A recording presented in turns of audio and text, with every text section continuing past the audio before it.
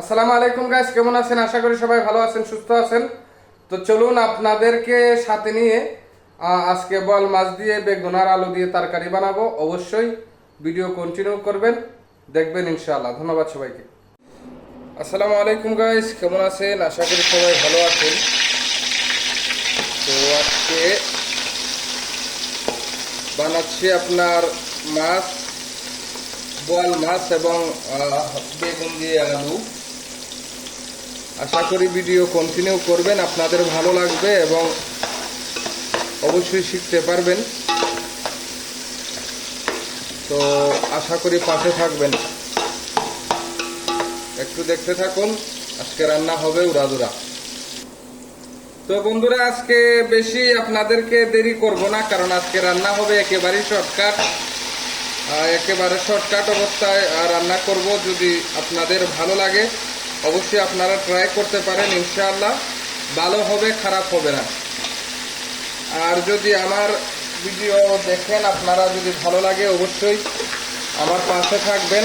এবং আমি নতুন, এডিট করতে জানি না, তো যা আছে আপনাদের সামনে আছে।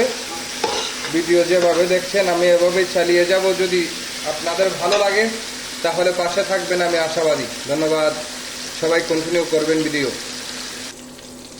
তো বন্ধুরা, এই যে দেখেন, এখানে আপনাদের চোখের সামনে মশলা, এই যে ধনিয়া, লাল মরিচ পাউডার, হলুদ, লবণ, এটা জিরা পাউডার, আর এটা মিক্স মশলা।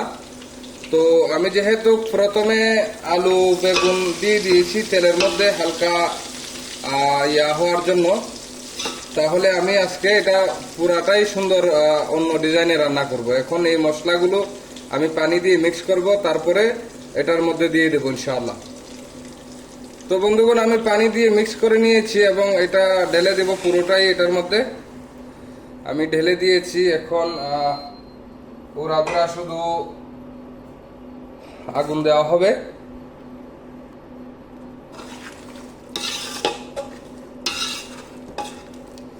এই যে এখন উড়াদুরা শুধু এটার নিচে আগুন হবে। যখন এটা সুন্দরভাবে এটা বলক চলে আসবে, তখন আমি মাছ দিয়ে বাকি ঝোলটুকু দিয়ে দেব, আমার যতটুকু প্রয়োজনীয় আর কি, ততটুকু আমি দিয়ে দেবো ইনশাআল্লাহ। তো বন্ধুরা, আমার এটা সুন্দরভাবে মজে গেছে। এটাকে মজানি বলে, yani বাংলা ভাষায়, মানে ঘরের রান্নার ভাষায় যেভাবে বলে আর কি, মজে গেছে। তো এখন আমি বল মাছগুলো আমি দিয়ে দেব। তারপরে মাছগুলো দেওয়ার পরে আমি আমার প্রয়োজন মোতাবেক আমি পানি দিয়ে দেব। এবং পানি দেওয়ার পরে ইনশাআল্লাহ এটাকে কিছুক্ষণের জন্য আমি ঢাকনা লাগিয়ে রেখে দেব। এবং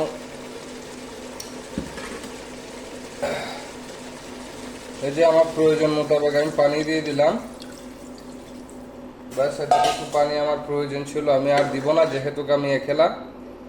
তো এখন মাছগুলো সুন্দরভাবে যখন হয়ে যাবে তখন আমি নামিয়ে নেব ধনিয়া পাতা দিয়ে। পাশে থাকবেন বন্ধুগণ। আমার তরকারি বানানো মোটামুটি শেষ, এখন শুধু ধনিয়া পাতা দিব।